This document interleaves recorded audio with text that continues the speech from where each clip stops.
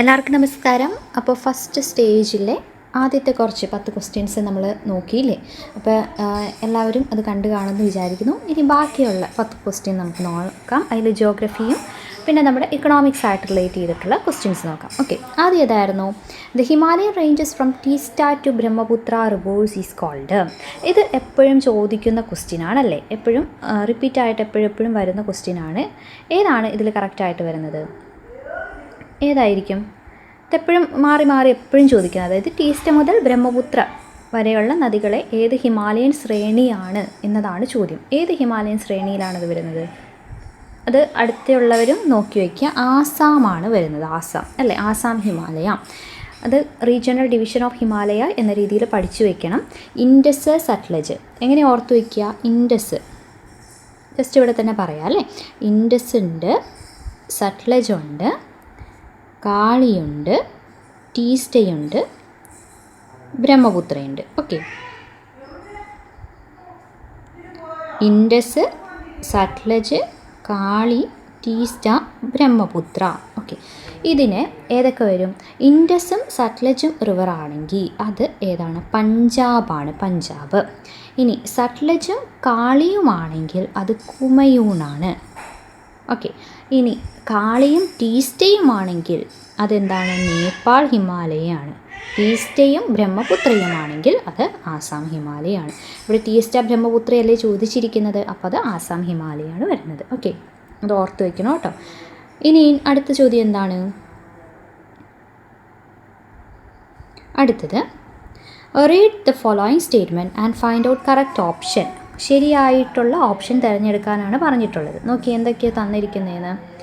ലോകത്തിലെ ഉഷ്ണമേഖലാ പ്രദേശങ്ങളിൽ വ്യാപകമായ വെള്ളപ്പൊക്കത്തിനും വരൾച്ചയ്ക്കും കാരണമാകുന്ന ഒരു ഇടുങ്ങിയ ചൂടുള്ള പ്രവാഹമാണ് എൽ നിനോ എന്ന് പറയുന്നത്. എൽ നിനോ ഒരു വാം കറൻ്റ് ആണല്ലേ. ഉഷ്ണമേഖലാ പ്രദേശങ്ങളിൽ വ്യാപകമായ വെള്ളപ്പൊക്കത്തിനും വരൾച്ചയ്ക്കും കാരണമാകുന്നതാണ്. ഇനി രണ്ടാമത്തെ സ്റ്റേറ്റ്മെൻറ്റിൽ എന്താ പറയുന്നത്? ഉപരിതല ജലത്തിൽ നിന്ന് പടിഞ്ഞാറോട്ട് വീശുന്ന ശക്തമായ പസഫിക് വ്യാപാര കാറ്റ് മധ്യ കിഴക്കൻ പസഫിക് മേഖലയിൽ അസാധാരണമായി തണുത്ത വെള്ളം അടിഞ്ഞുകൂടുന്നതിന് കാരണമാകുന്നു എന്നും പറയുന്നു. അപ്പോൾ നമ്മുടെ ക്വസ്റ്റ്യൻ എന്താണ്? ഇതിൽ ശരിയായിട്ടുള്ളതാണ് ചോദിച്ചിട്ടുള്ളത്.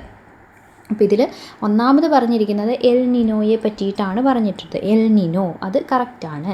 രണ്ടാമത്തത് എന്തിനെ? ലാനിനേനെ പറ്റിയിട്ടാണ് പറയുന്നത് അല്ലേ. ഇൻറ്റൻസിഫിക്കേഷൻ ഓഫ് നോർമൽ ഫേസ് ആണ് ഇവിടെ കൂടുതലായിട്ടും പറഞ്ഞിട്ടുള്ളത്. ഓക്കെ, അപ്പോൾ നമുക്ക് ഇതിൽ ഓപ്ഷൻ ബി നോക്കിയേ.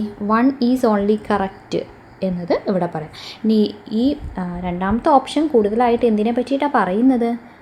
രണ്ടാമത്തെ ഓപ്ഷൻ ലാനിന എന്നുള്ള ആ ഒരു ഫീച്ചറിനെ പറ്റിയിട്ടാണ് അത് പറയുന്നത് കേട്ടോ. അത് ഓർത്ത് വയ്ക്കുക. ലാനിനയുടെ ശരിക്കും ആക്ച്വലി അതിൻ്റെ ഡെഫിനിഷനാണ് ഈ കൊടുത്തിട്ടുള്ളത്. ഓക്കെ, അടുത്ത ചോദ്യത്തിലേക്ക് പോവാം. ഏതാണ്? റിമോട്ട് സെൻസിങ്ങിൽ സ്വാത്തിൻ്റെ ഒരു വശത്ത് നിന്ന് മറുവശത്തേക്ക് വരുന്ന വരികളിലൂടെ ഭൂമിയെ സ്കാൻ ചെയ്യുന്ന സ്കാനറുകളെ എന്ത് വിളിക്കും? Scan the earth in A series of lines from one side of the സ്വത്ത് ടു ദി അതർ. അതിനെ എന്ത് വിളിക്കുന്നു എന്നാണ് ചോദിച്ചിട്ടുള്ളത്. എന്താണ് അതിനെ വിളിക്കുന്നത്? ഏതാണ് ആൻസർ വരുന്നത്? Across track scanning. Across track scanning option C ആണ് കേട്ടോ വരുന്നത്. എലോങ് ട്രാക്ക് സ്കാനിങ് ഉണ്ട്, അതല്ല. എക്രോസ് ട്രാക്ക് സ്കാനിങ് ആണ് വരുന്നത്. Across whisk broom. ഓക്കെ, അത് എന്താണ്? ഒരു റൊട്ടേറ്റിംഗ് മിറർ വെച്ചുകൊണ്ട് എർത്തിനെ സ്കാൻ ചെയ്യുന്നു അല്ലേ, സൈഡ് ടു സൈഡ്. ഇനി ഇതിൽ എലോങ് ട്രാക്ക് എന്ന് പറയുന്നത് പുഷ് ബ്രൂമാണ്. പുഷ് ബ്രൂം അത് ഒരു ലീനിയർ അറേ ഓഫ് ഡിറ്റക്ടേഴ്സ് വെച്ചുകൊണ്ടാണ്. അവിടെ റൊട്ടേറ്റിംഗ് മിറർ ഇല്ല. ഓക്കെ, ഈ സ്വാത്ത് എന്ന് വെച്ചാൽ എന്താണ്? വൺ സൈഡ് ഓഫ് സ്വാത്ത് എന്ന് വെച്ചാൽ എന്താണ്? സ്വാത്ത് എന്താണ്? സെൻസർ വെച്ചിട്ട് നമുക്ക് ഗ്രൗണ്ടിൽ കവർ ചെയ്യാൻ പറ്റുന്ന ആ ഏരിയയുടെ വിഡ്ത്തിനെയാണ് സ്വത്ത് എന്ന് പറയുന്നത് കേട്ടോ. ഓക്കെ, ഇനി 14ാമത്തെ ചോദ്യം നോക്കാം. ഒരു മരത്തിൻ്റെ ശാഖകൾക്ക് സമാനമായ രൂപത്തിലുള്ള ജല നിർഗമന സംവിധാനം ഏത് പേരിലാണ് അറിയപ്പെടുന്നത്? Branching of A tree. അതേ ടൈപ്പിലുള്ള ഡ്രെയിനേജ് പാറ്റേൺ ഏതാണ്? ആ പേരാണ് ചോദിച്ചിട്ടുള്ളത്. ഏതാണ്? ഡെൻഡ്രിറ്റിക് ആണ് കേട്ടോ. ഓപ്ഷൻ ഡി ആണ് വരുന്നത്.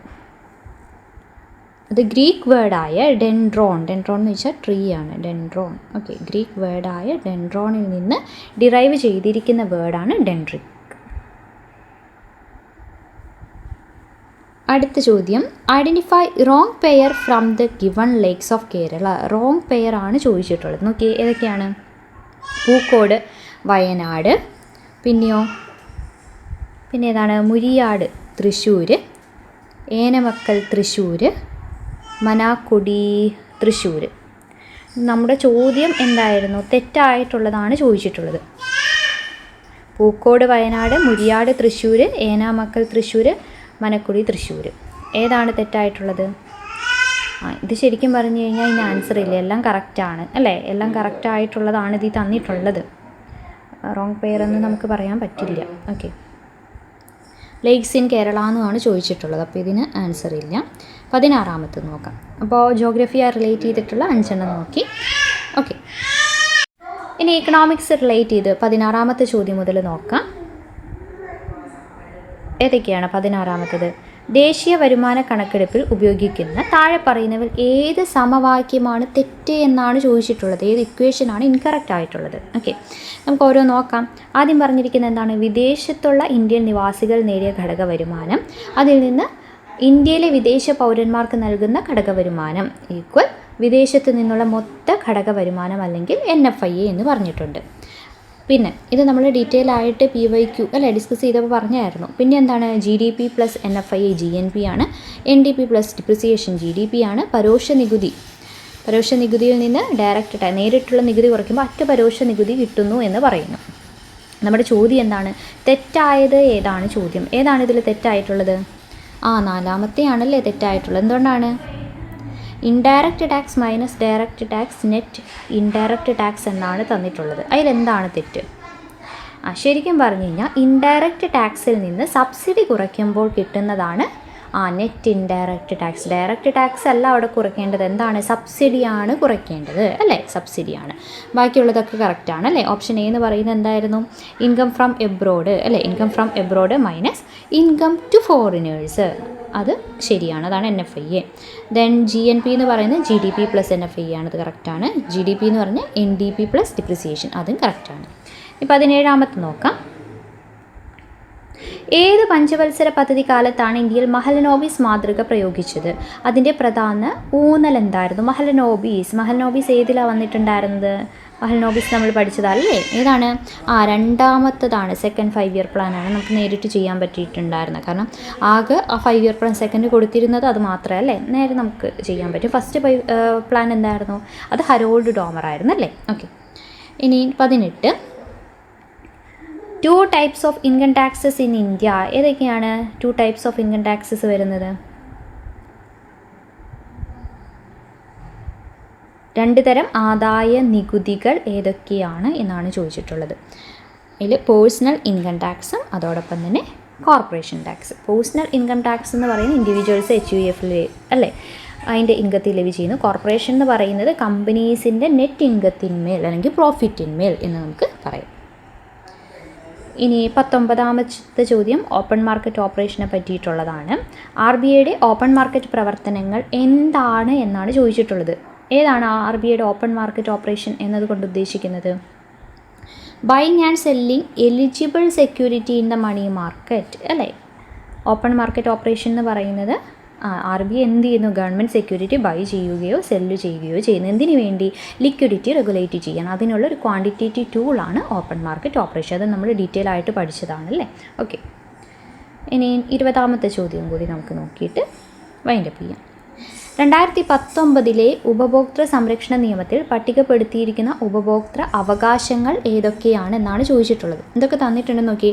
സുരക്ഷിതത്വത്തിനുള്ള അവകാശം, വിവരങ്ങൾ അറിയുവാനുള്ള അവകാശം, തിരഞ്ഞെടുക്കുവാനുള്ള അവകാശം, കേൾക്കുവാനുള്ള അവകാശം, പരിഹാരം തേടാനുള്ള അവകാശം, ഉപഭോക്തൃ അവബോധത്തിനുള്ള അവകാശം. ഇതിൽ ഏതൊക്കെ അവകാശങ്ങളാണ് 2019 നിയമത്തിൽ പട്ടികപ്പെടുത്തിയിരിക്കുന്നത്? ഏത് ആൻസർ വരുന്നത്? ഓപ്ഷൻ ഡി ആണ് വരുന്നത്. അതായത് എല്ലാം ഉണ്ട്. ഓക്കെ, സേഫ്റ്റി ആയിട്ട് റിലേറ്റ് ചെയ്തത് അല്ലേ? ഏതൊക്കെയാണ് ശരിക്കുള്ള 6 റൈറ്റ്സ്? സേഫ്റ്റി, പിന്നെ ഇൻഫോംഡ് ആയിരിക്കണം, അതായത് ക്വാണ്ടിറ്റി, ക്വാളിറ്റി, പ്രൈസൊക്കെ ഡീറ്റെയിൽസൊക്കെ കൊടുത്തിരിക്കണം. ചൂസ് ചെയ്യാനുള്ള അവകാശം, പിന്നെ എന്തെങ്കിലും കൺസ്യൂമേഴ്സിൻ്റെ ഇൻട്രസ്റ്റൊക്കെ കിട്ടാനുള്ള, കൺസിഡർ ചെയ്യാനുള്ളത്, റീഡ്രസൽ കിട്ടാനുള്ളത്, കൺസ്യൂമർ അവയർനെസ്. അങ്ങനെ 6 കാര്യങ്ങളാണ് ഇതിലുള്ളത്. ഓക്കെ, അപ്പോൾ നമ്മൾ ഇത് നിങ്ങൾക്ക് എങ്ങനെയുണ്ടായിരുന്നു, ജിയോഗ്രഫിയും ഇക്കണോമിക്സും എങ്ങനെയുണ്ടായിരുന്നു എന്നുള്ള കാര്യം കമൻറ്റിൽ രേഖപ്പെടുത്തുക. അപ്പോൾ അടുത്തൊരു സെക്ഷനായിട്ട് ഇതിൻ്റെ ബാക്കി കാണാം. Thank you.